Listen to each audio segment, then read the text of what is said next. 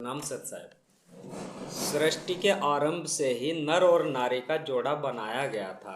Bible व कुरान शरीफ की उत्पत्ति पाठ में लिखा गया है कि नारी को नर की पसली निकाल करके बनाया गया था। यानी नारी को नर के शरीर की एक पसली निकाल करके ईश्वर ने बनाया था या अल्लाह ने, परमेश्वर ने बनाया था।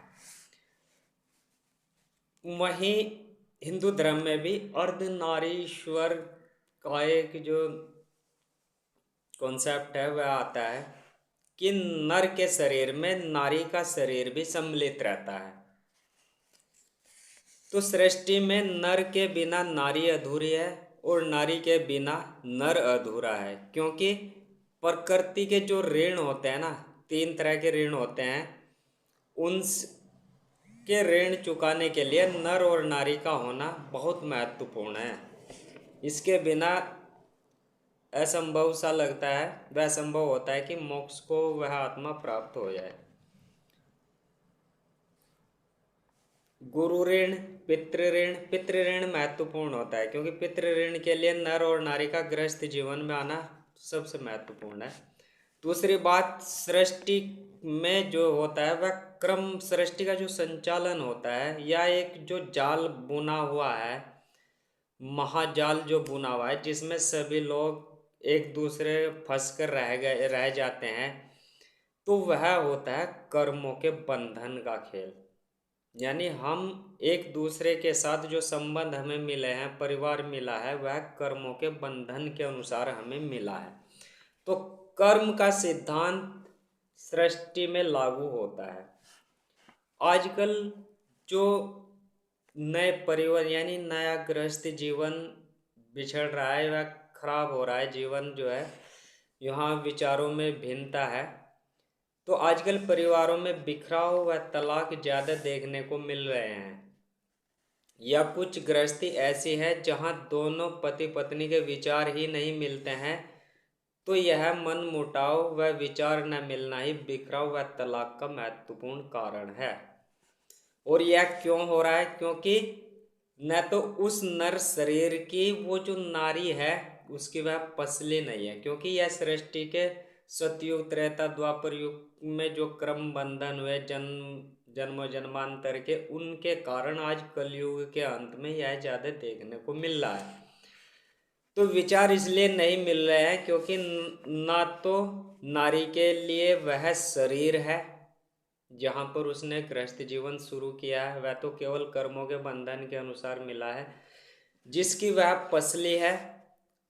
यानी विचार इसलिए नहीं मिल रहे हैं क्योंकि ना तो नारी के लिए वह शरीर है जिसकी वह पसली है, और ना ही नर के लिए वह पसली है, रिब है, जो उसके शरीर की थी। यानी वह नारी भी उस शरीर की पसली नहीं है। जैसे किसी भी मशीन में आप साधारण व्यवहार में देख लीजिए, यदि आपकी मशीन कोई ख़राब हो गई है और आप उसका पुर्जा बदलना चाहते हैं, पार्ट्स बदलना चाहते हैं, और यदि वह सही आकार का नहीं है या छोटा है, कम या ज़्यादा, बड़ा है या छोटा है, तो वह आवाज़ करेगा, एक घर्षण पैदा होगा। तो मशीन, जैसे किसी भी मशीन में आप ओवर या अंडर साइज का पुर्जा या पार्ट फिट करते हैं तो एक आवाज़ या घर्षण आती है, यानी मशीन ठीक से काम नहीं कर पाती है। इसी तरह से आजकल नर और नारी का जो गृहस्थ जीवन है वह चल रहा है, क्योंकि न तो नारी के लिए वह शरीर है जिसकी वह पसली थी, और न उस शरीर रूपी नर के लिए वह नारी पसली है जो उसकी पसली थी। सतयुग में नर और नारी रूपी, यानी सतयुग में नारी रूपी पसली अपने ही शरीर रूपी नर के साथ गृहस्थ जीवन व्यतीत करते थे। वह कलयुग के बाद जो सतयुग आएगा उसमें भी ऐसे ही जीवन व्यतीत होगा। यानी जिस शरीर की जो पसली है वह उसके साथ में, यानी जो नर और नारी का संबंध है वह वहाँ पर कोई मन मुटाव नहीं होगा, कोई इस तरह आजकल जो देखने को मिलता है विचारों में भिन्नता वह नहीं होगी सतयुग में।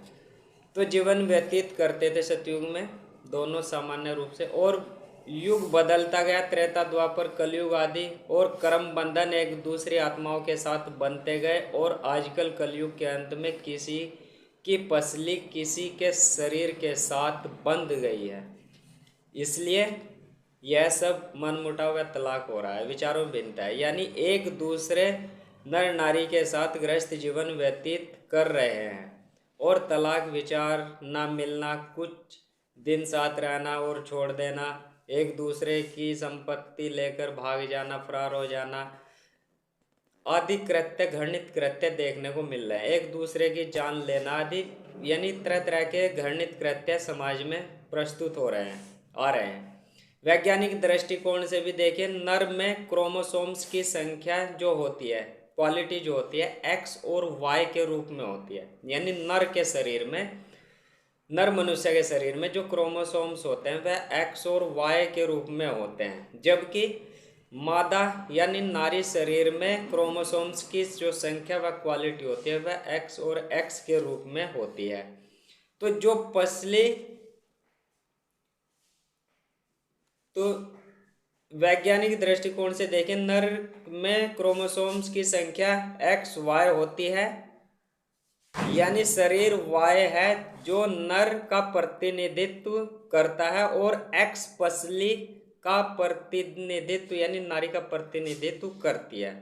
एक्स जो है वह नारी का प्रतिनिधित्व करता है, और नारी में एक्स एक्स क्रोमोसोम्स होते हैं जो पसली का प्रतिनिधित्व करते हैं, वहाँ वाई क्रोमोसोम्स नहीं होता है। यानी ये जो एक्स है वह नर का एक एक्स है, और जहाँ यह दोनों मिल जाते हैं वह एक नर शरीर का जो है प्रजनन वहाँ पर हो जाता है, नया शरीर जन्म लेता है। यानी एक्स वाई मिलने पर पूर्ण नर शरीर जन्म लेता है, और एक्स एक्स मिलने पर इस नर शरीर की पसली रूपी नारी शरीर जन्म लेता है। इसलिए आजकल कलयुग के अंत में अपने अपने कर्म बंधन खत्म करते हुए, ईश्वर का ध्यान करते हुए, निष्काम भावना के साथ में, जैसा भी आपको जो भी मिला है, जो भी शरीर मिला है, या जिस शरीर को जैसी भी पसली मिली है, उसके साथ में आपके कर्म बंधन है, उसको निष्काम भावनाओं के साथ में खत्म करिए। करने के बाद यानी खत्म होने के बाद जब हम सतयुग में प्रवेश करेंगे तो वहाँ पर फिर विचारों में भिन्नता नहीं होगी। तो और ईश्वर का ध्यान करते हुए अब सतयुग आने वाला है, तो उसमें आपको पसली को यानी अपना, यानी उसमें जो है पसली रूपी नारी को अपना शरीर मिल जाएगा, और शरीर रूपी नर को अपनी पसली रूपी नारी मिल जाएगी। तो वहाँ पर विचारों में भिन्नता नहीं होगी, तलाक वगैरह आदि ये जो दुष्कृत्य है वैसे देखने को नहीं मिलेंगे। तो आइए और बढ़े, ध्यान योग करें। सतनाम सत साहिब।